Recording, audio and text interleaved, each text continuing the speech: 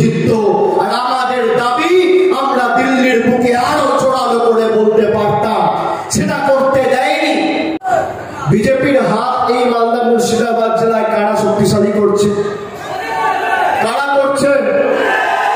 আর এই বিজেপি মোদী সরকারের বিরুদ্ধে, অমিত শাহ যোগী আদিত্যনাথদের বিরুদ্ধে কে লড়াই করছে বাংলায়?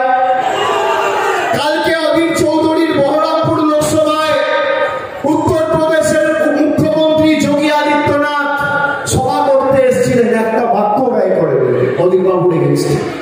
তার কারণ চড়ে চড়ে মাসতুতো ভাই, চড়ে চড়ে মাসতুতো ভাই। যখন সিএ এনআরসি করেছিল, যখন করোনা হয়েছিল, একবারের জন্য কোন কংগ্রেসের নেতাকে আপনি রাস্তায় নামতে দেখবেন না।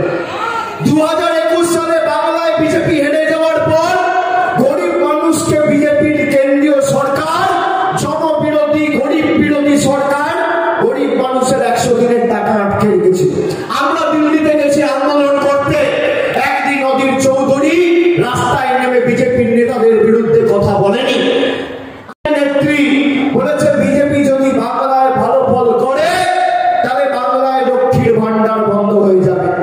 মায়েরা, দিদিরা, বৌদিরা যারা এসছেন, আপনারা বলুন তো, আপনারা চান লক্ষ্মীর ভান্ডার বন্ধ হোক? চান? এটার রেকর্ডিং আমার কাছে রয়েছে, আপনারা শুনুন আরেকবার। অধীর চৌধুরীর রেকর্ডিং যেমন শোনালাম, বিজেপির নেত্রী কুচবিহারে কি বলেছে আজ থেকে 15 দিন আগে শুনুন।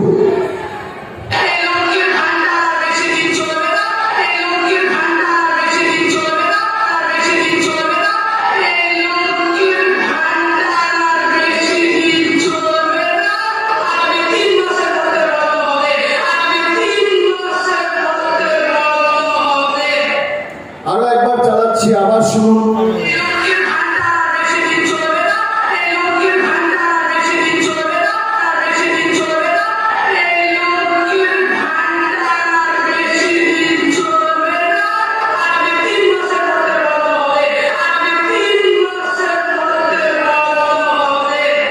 শুনলেন? শুনলেন? সবার দেখুন মুখ ছোট হয়ে গেছে, সবার হাসি হাসি মুখ ছিল, যেই চালালাম এটা সবার মুখ ছোট হয়ে গেছে। এটা কে বলেছে জানেন? বিজেপির কুচবিহারের নেত্রী, জেলা কমিটির সহ সভাপতি, রাজ্য নেতৃত্বকে বসিয়ে বলেছে। আজ থেকে 15 দিন আগে অধীর বাবুকে দেখেছেন একটা সাংবাদিক বৈঠক করে বিবৃতি দিতে, প্রতিবাদ করতে। আপনারা চান মায়েরা আপনারা লক্ষ্মীর ভান্ডার বন্ধ হোক? এই মালদা থেকে ভোট কাটাকাটি করে বাংলায় কথা আছে না, নিজের নাক কেটে অন্যের যাত্রা ভঙ্গ করা। 2019 সালে এখানে কংগ্রেস নিজের নাক কেটে তৃণমূলের যাত্রা ভঙ্গ করেছিল, বিজেপির হাত শক্তিশালী করেছিল। এই ভুলের যাতে পুনরাবৃত্তি না হয়। এই মালতীপুর বিধানসভা থেকে 65,000 ভোট পেয়েছিল কংগ্রেস, আর তৃণমূল ভোট পেয়েছিল 54,000। লাভ কার হলো? বিজেপি। এবার যেন মালতীপুর বিধানসভা থেকে তৃণমূল 1.5 লক্ষ ভোট পায়, আপনাদের সুনিশ্চিত করতে হবে। আমরা কন্যাশ্রী দিয়ে আর্থিক সাহায্য সহযোগিতা করেছি। খাদ্যসাথী প্রকল্পে কেন্দ্র টাকা বন্ধ করে দিয়েছে। এই মালদা জেলাতে 42,97,386 জনকে বিনামূল্যে রেশন আমাদের মামাটি মানুষের সরকার প্রতি মাসে দিচ্ছে। 42,97,386। মাইনরিটি স্কলারশিপ অর্থাৎ ঐক্যশ্রী স্কলারশিপে 39,62,292 জনকে 809,76 লক্ষ টাকা খরচ করে মাইনরিটি স্কলারশিপ দিয়েছে। আপনি খগেন মুর্মুকে বলুন তো, অভিষেক বন্দ্যোপাধ্যায় হিসাব দিয়ে গেল, ওনাকে বলুন 5 বছরের হিসাব দাও।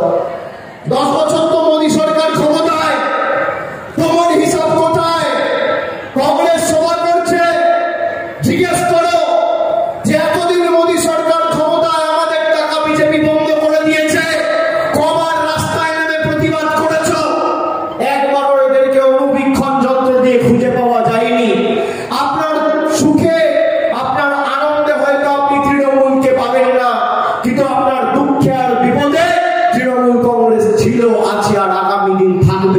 আমি কথা দিয়ে যাচ্ছি।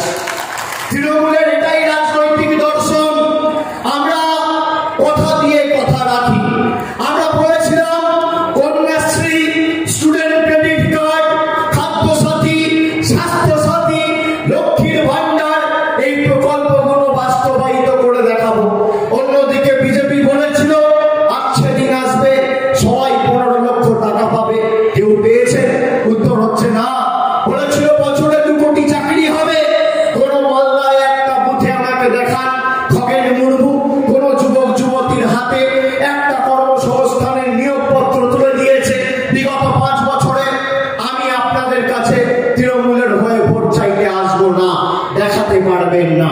আপনি যাতে আগামী দিন লক্ষ্মীর ভান্ডার পান এবং লক্ষ্মীর ভান্ডার বাড়ে তার ব্যবস্থা আমি করুন। আপনারা বলুন, মে মাসে কথা দিয়েছিলাম, আজকে এপ্রিল মাসের 1 তারিখে যারা মাসে 500 টাকার বছরে 6000 টাকা লক্ষ্মীর ভান্ডার পেতেন, তারা 1 এপ্রিল থেকে এখন মাসে আর 500 নয়, মাসে 1000 আর বছরে 12,000 টাকা পাচ্ছে।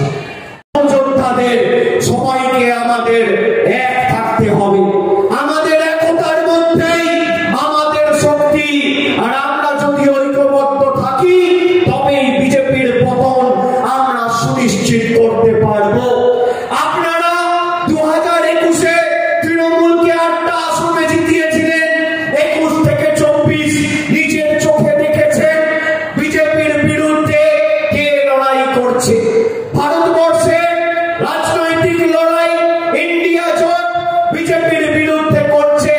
আমরা সকলে চেয়েছিলাম ইন্ডিয়া জোট বাংলায় হোক, কিন্তু কংগ্রেসের নেতা অধীর চৌধুরী এই ইন্ডিয়া জোটকে বাংলায় বাস্তবায়িত হতে দেয়নি বিজেপির হাত শক্তিশালী করবে বলে।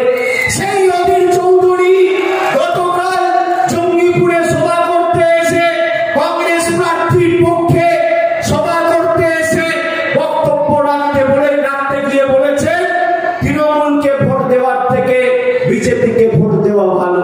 কে বলেছে? বিজেপির কোন নেতা বলেনি, বলেছে অধীর চৌধুরী। আপনাদের অনেকের বিশ্বাস হবে না, আমি জানি, তাই রেকর্ডিংটা নিয়ে এসেছি।